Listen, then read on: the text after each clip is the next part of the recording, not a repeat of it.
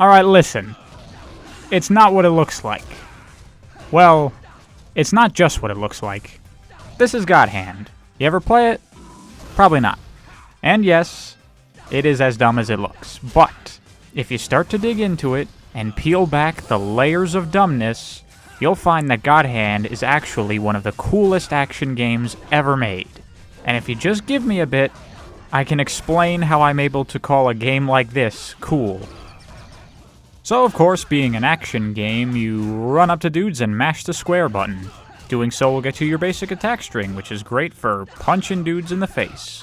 But you know, it doesn't have to be all square all day. You got other buttons on that controller too, and they also let you hit enemies.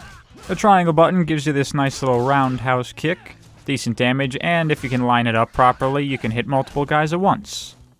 On X is this high kick, good speed and range on this one, very useful. But wait, there's more. Hold back on the left stick before you press any of these attack buttons, and you'll get a different move entirely. Back and square gives you a guard break, which is useful for when enemies start blocking your attacks. Back and triangle is a launcher to get in some juggle action. And back and X gives you this thing. Really long startup and recovery, but it does a lot of damage and knocks guys away, so if you can find the space to use it, it can be pretty good too.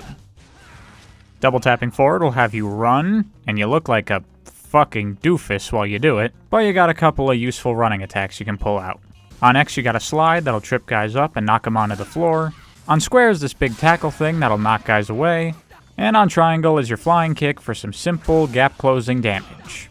And with all that, we got the basics covered for dealing damage to enemies. But what about enemies dealing damage to you? How do you avoid that? Well, you got a number of dodge moves you can use, so let's get into them. So like most action games, you have an invincible dodge move in the form of this backflip here. And I know technically it's not a backflip, but fuck you, that's what I'm going to call it anyway. And yeah, it's very good, fully invincible for the whole thing. And even if you mistime it, since it moves you backwards, you might end up avoiding attacks anyway. But it's also not ideal for every situation. Sometimes you don't want to make distance between you and the enemy, you want to stay in their face so you can keep attacking. If you create space that you can't attack from, then the enemies have some freedom, some wiggle room, and now they can do whatever they want. And you don't want the enemies doing anything, except getting hit. But that's where the other dodge moves come in. You can always bust out the trusty side dash, which is much faster than backflip, and it doesn't create distance between you and the enemy, so you can keep the pressure on. Additionally, you can use it to control your position on the battlefield. You know, you don't like where you are, you're trapped in a corner, surrounded by enemies. A couple of side dashes can get you out of there and into a better position, while also dodging attacks. But really, in God Hand, it's all about the head slip. While it might take much more precise timing than the other two dodge options, this lets you start attacking immediately after avoiding an enemy hit. So if you really want to stay aggressive, head slip is the way to go, man. And you can do head slips consecutively, which means you can do cool shit like this. And let me tell you, that makes you feel like a big badass. An important thing to keep in mind, the head slip and the side dash are not invincible like the backflip is. You have to actually physically avoid the attacks for them to work. So it's a risk-reward kind of thing. If you want to stay in the enemy's face and keep attacking, then you're going to have to use some dodges that might not be able to avoid every single attack thrown at you. But at the same time, you can't rely on the backflip for everything either, because there are some attacks in the game that are specifically designed to catch the backflip. There's no one-size-fits-all answer with dodging. You just have to pay attention to the enemy attacks and use the right dodge against the right move. And up to 2 or even all the dodges could work against a specific attack, and at that point it's about how much risk do you want to take and considering the battlefield around you. Are you okay giving up some space with a backflip, or do you want to reposition a little with a side dash, or do you just want to keep on throwing out hits? You gotta kinda consider all that stuff when you're dodging. But at the very least, you can cancel your attacks into any of the dodges, so you usually have the tool you need to get yourself out of a jam no matter what. Mostly. As long as you don't get surrounded. But that's enough of that. Let's get back to attacking guys and start digging into the more advanced stuff in the game. First up is stunning enemies. Pretty straightforward. You hit a guy enough times and eventually he gets stunned. Then you can get in some free hits, and you usually have some kind of pummel move you can do where you hammer circle and you get some free damage. But more importantly, when an enemy is stunned, certain attacks get enhanced properties when used on them. For example, you remember that high kick from before where you just kick a guy in the face and it does some decent damage? Well, when a guy is stunned and you do it, he gets knocked away. Or check out the launcher. Here's the normal height it sends guys. And the enhanced version. Way up there. There's a couple other moves that can have enhanced properties, like the roundhouse will knock guys onto the floor, and a couple other things. But the thing is, you're not limited to just stuns to get these enhanced moves. You can actually get them in a lot of different ways. First of which is after a guard break. And second is when an enemy is airborne. And right away you can kind of see how you can start comboing these things together. But the biggest and bestest and coolestest way to get enhanced moves is with counter hits. If you're unfamiliar with the concept of counter hits, it's basically hitting an enemy while they're trying to go in for a hit on you. You see them winding up an attack and you hit them before they can get it out. You knock them out of their attack animation, and because you took a bigger risk trying to hit an enemy that was attacking you as opposed to just standing there, you get some bigger reward for it. It encourages you to take risks and be aggressive on enemies, even when they're trying to be aggressive on you. It's better to beat them to the punch. Literally. And even after all that stuff, if you thought we were done covering attacks, I'm sorry. There's more to go. Because on top of everything we've already gone over, you also have certain context-sensitive moves that you can only do in certain situations with specific inputs. And they're really good and useful, so I want to quickly go over them. First is that if you press triangle after a head slip, you'll do a sweeping kick. Which on its own does decent damage, it's nothing crazy. But when enhanced, which it often can be if you use it to counter hit a series of attacks, it'll knock guys onto the floor. Which then leads us into the next move. If you're standing over a guy that's knocked down onto the floor, if you press forward and triangle, you'll do this axe kick that will launch them up into the air. And then if you press triangle after that move, you'll get another kick that will launch them up to the higher height you get from an enhanced launcher. And at first it might seem like there's not really that much benefit to launching enemies high up in the air, because you can't jump in this game, you can't do any kinds of air combos or anything. So why would I want to launch guys up so high if I can't do anything? Well, you have two moves that you can do on enemies that are specifically high up in the air. An uppercut that keeps them in the air, and a flip kick that launches them away. And these are on back and triangle and forward triangle. So at this point, I'm hoping that you kind of have a bit of an understanding of how God Hand's combat works. It's not just about avoiding enemy attacks and landing attacks of your own. It's a lot more involved than that. Damage is almost irrelevant. What's far more important than the damage that a move does is what it does. How does it influence the enemy? Does it knock them onto the ground? Does it put them into some kind of reeling pained animation? Does it launch them? Does it pick them up off the ground? All this stuff is far more important than just the flat damage that a move does. It allows you to control the battlefield in ways you normally don't get to do in a lot of action games. If you don't like the battlefield and the orientation of the enemies around you, you're not just forced to deal with it and avoid their attacks and get around it. You can force them to get into better positions for you. Say I'm fighting these two guys. I don't want to fight two guys at once, that's hard. So I'm going to launch this guy and immediately kick him away. Now while he's out of the fight, I can take care of this guy in some one-on-one action.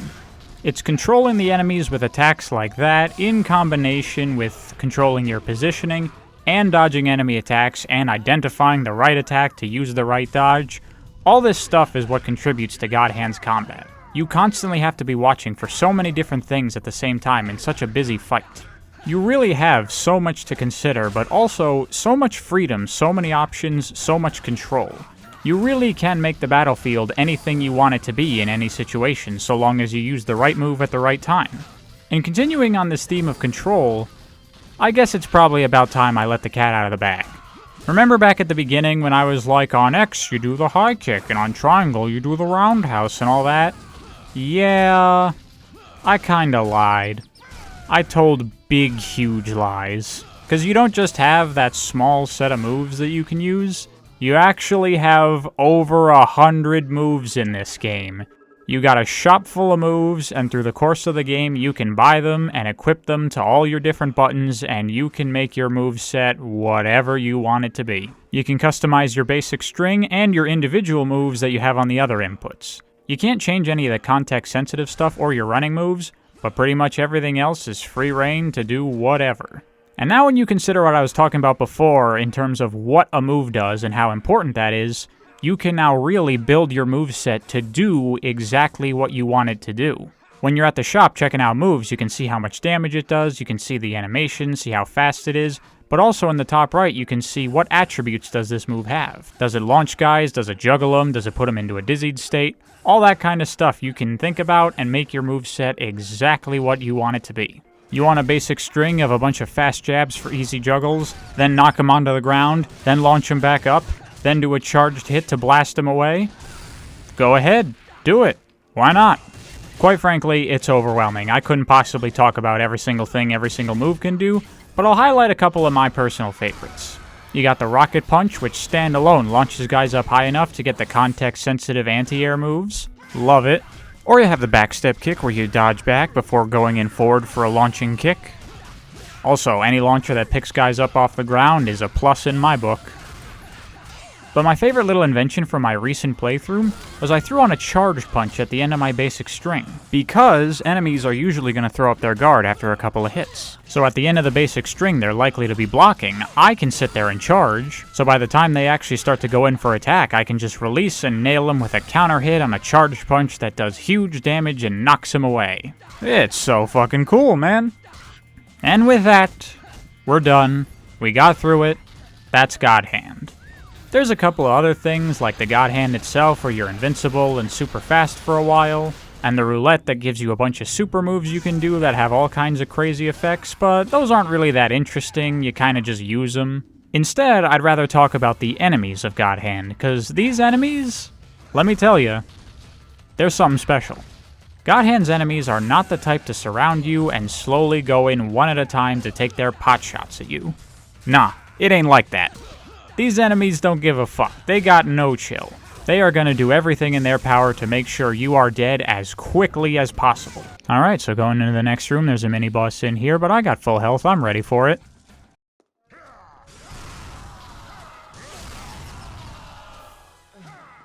What even just happened? So yeah, they're pretty aggressive. But that's what makes it so fun. You know, I said before that you can pretty much do anything in a fight as long as you can make it happen. The making it happen part is not easy, because in order to do anything, you're going to have to deal with enemies that are constantly throwing out hits at you from all directions, and you need to be able to do something about it. With the way these enemies behave, while you might have a lot of control in the fight, so do they, and if you let them, they are going to take control, and you're going to find yourself in some hot water really quick. Basically, if you're not hitting an enemy, they're going to do one of two things. They're going to try to hit you, or they're going to get in range so that they can try and hit you. And when they're trying to hit you, they just don't stop. They just keep swinging until you're dead.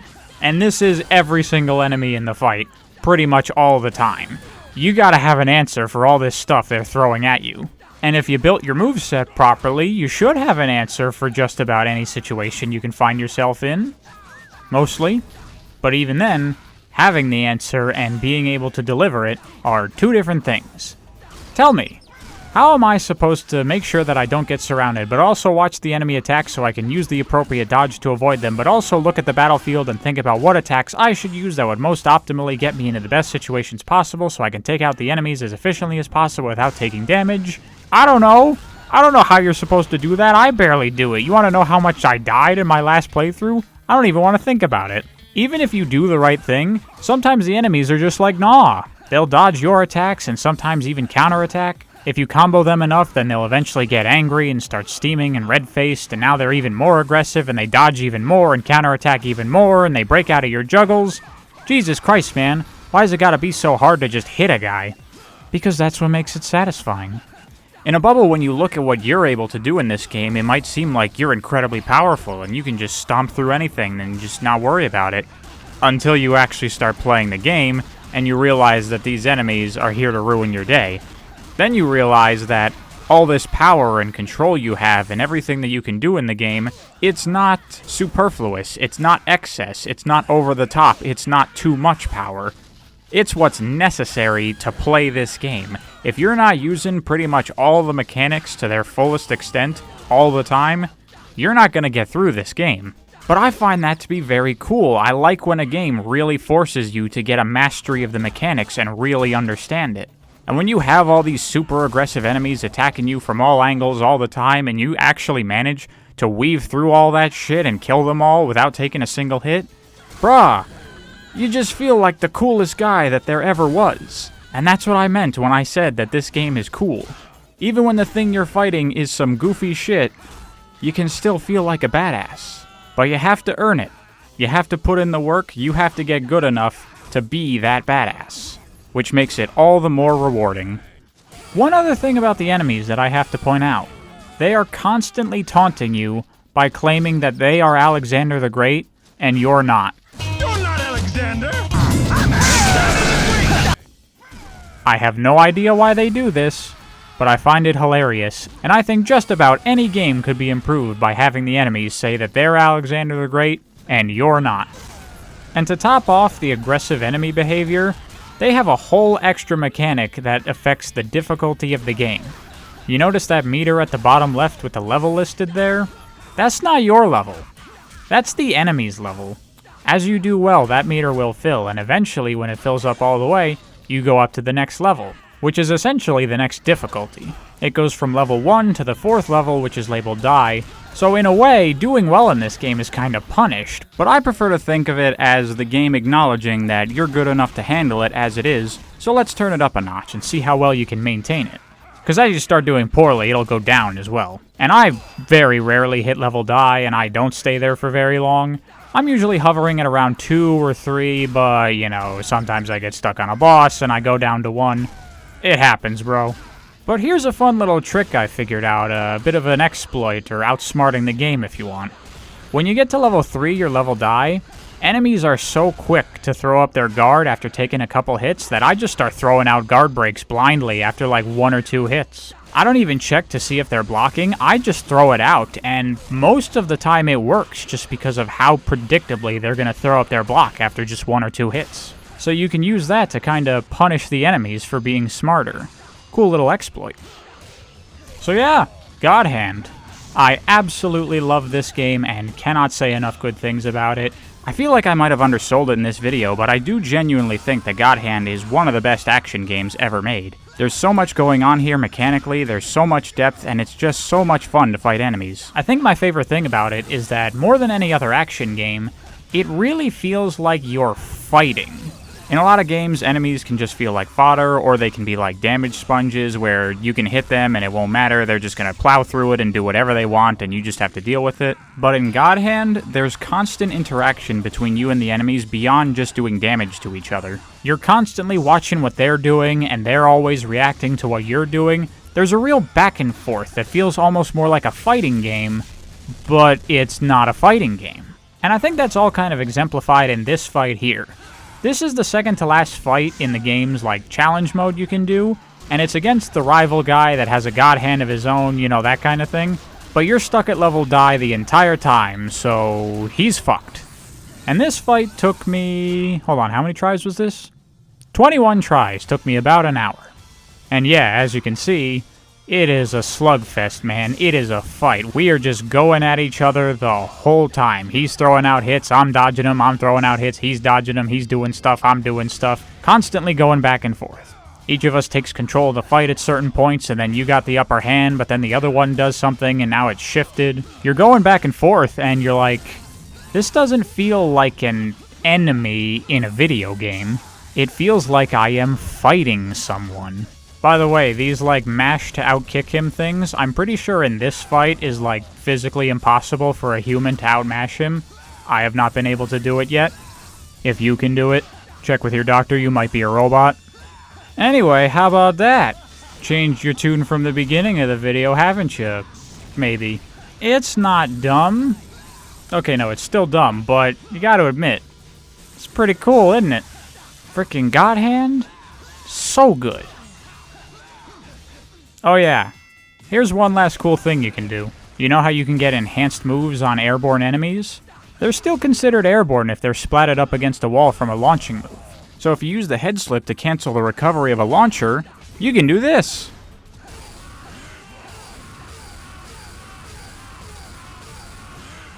Thanks for watching, hope you enjoyed, see you next video.